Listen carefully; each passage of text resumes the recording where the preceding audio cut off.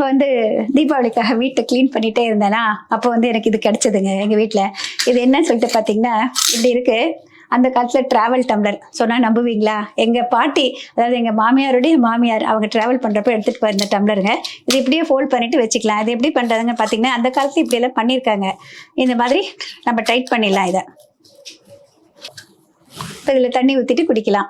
இப்போ இந்த காலத்தில் நம்ம பார்த்தீங்கன்னா வந்து டிஸ்போசபிள் த்ரோவே டம்ளர்ஸ் யூஸ் பண்ணுறோம். பேப்பர் டம்ளர்ஸ், பிளாஸ்டிக் டம்ளர்ஸ், இந்த மாதிரி நிறைய பொல்யூட் பண்ண ஆரம்பிச்சிட்டோம். நம்ம கடலில் வந்து எல்லாத்தையும் போய் கலக்கிறப்ப கடல் வாழ் உயிரினங்கள் கூட இறக்கிறதுக்கு நம்மளே காரணமாக ஆரம்பிச்சிட்டோம். ஆனால் அந்த காலத்தில் பார்த்தீங்கன்னா அந்த மாதிரி இல்லாத காலத்தில் எப்படியெல்லாம் பண்ணியிருக்காங்க அப்படிங்கிறப்ப நம்மளுக்கு எவ்வளோ இன்ட்ரெஸ்டிங்காக இருக்குது பாருங்கள். இப்போ யாராவது இது மாதிரி மேனுஃபேக்சர் பண்ணால் எல்லாருமே வாங்கிக்குவாங்கன்னு நினைக்கிறேங்க. இது வந்து மெட்டல் தான், ஆனால் வந்து ரொம்ப லைட் வெயிட்டாக இருக்குது. இப்படி பாருங்கள், நம்ம எடுத்தால் வந்து இப்படி நிற்குது. நம்ம இது பண்ணால் இப்படி ட்விஸ்ட் பண்ணிவிட்டு இப்படி பண்ணால் நல்லா உள்ளே போயிடுது. இது அப்படியே நம்ம கைப்பையில் போட்டு போயிடலாம். அந்த அளவுக்கு வந்து வெயிட்டும் கிடையாது. இது பார்க்க இன்ட்ரெஸ்டிங்காக இருந்தது, நல்லா ஷேர் பண்ணிக்கணும்னு தோணிச்சு.